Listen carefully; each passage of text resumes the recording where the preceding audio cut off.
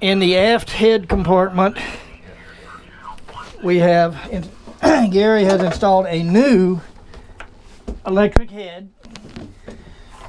It is connected to the new through holes, which are underneath the head sink, and we've yet to test this toilet out, but it's ready to do so. Everything appears no leaks. All the plumbing's been replaced. The existing hand pump for pumping out the holding tank it is connected, but we have not used it because the tank is empty at this time, but everything appears to be in working order, and the hoses have all been replaced. Three-way valve is located from the head on the aft side of the sink, which diverts the head from the holding tank to directly overboard, depending on the mode of operation. And the hoses are marked with directions, and this particular hose says overboard going over, so if this three-way valve is set, that is the head pump's completely overboard when legally allowed. Otherwise, the other position pumps it over to the holding tank, and if necessary, this hand pump will empty the holding tank, back up, and take it out through the discharge, depending on how the valves are set.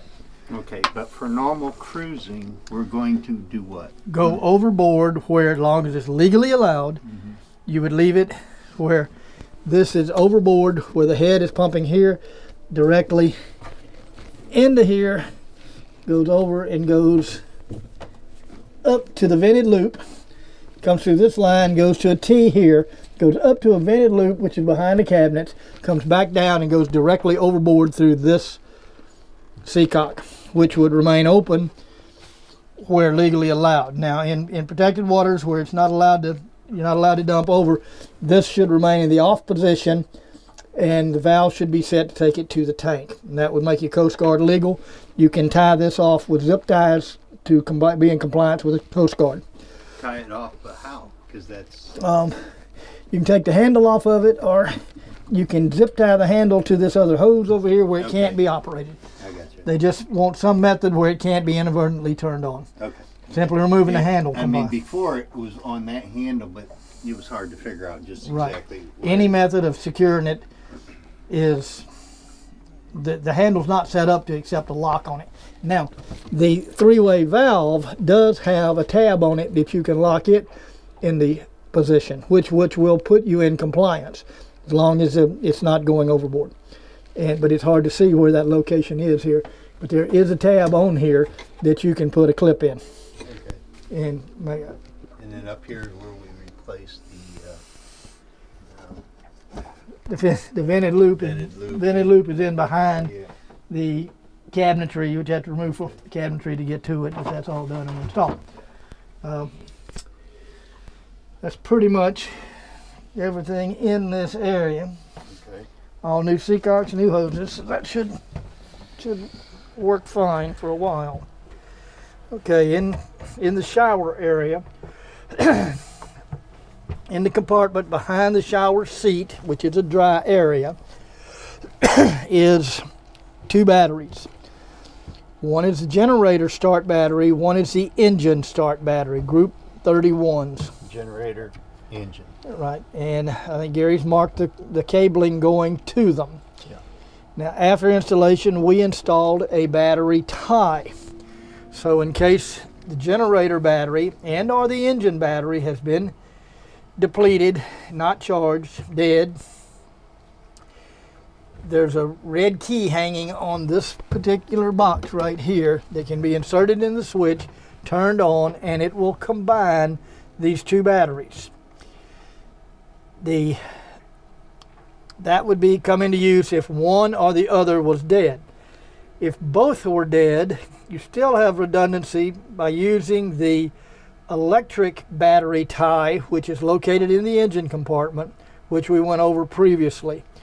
It's a cascading type tie system. You can turn on that one, which ties the house batteries into the start battery for the engine. Then you can combine the start battery to the generator battery. Therefore, you should be able to start any of all dead batteries, as long as not every battery on the boat's dead, which is a rare occurrence. Okay. You want to Okay. just flip that power switch off on the navigation. Okay. There is also a negative jumper between the negative posts of the battery for the engine and the generator to provide continuity as needed for the tie operation to work. Back to this, because the generator battery standalone does not go through any of the other charging circuits, etc.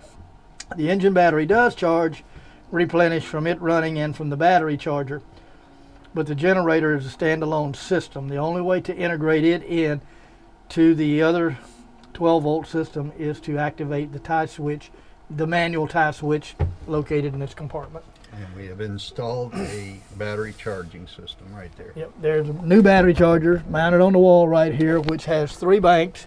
It charges the house bank to whichever bank. There's 2 house banks of batteries.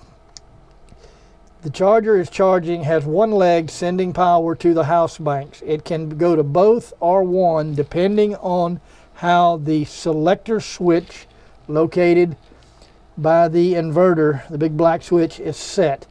You can use it to charge one or the other house banks or both if you want to leave them both together. I recommend cruising to select one, put it on position 1 or position 2, so you cannot drain the second battery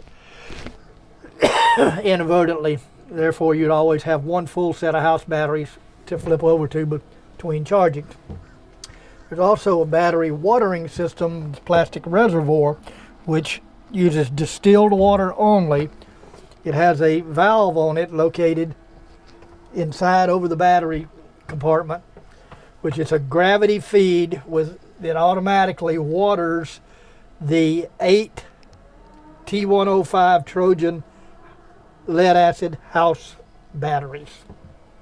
It's an manual automatic system. You open the valve occasionally, it allows the water to go down, doesn't overfill the batteries. I recommend not leaving it on at all times, but to occasionally, every week to 2 weeks, come down, open the valve, let the batteries fill to their level that they automatically shuts off, and then close that switch back off. That pretty well wraps up everything in that compartment.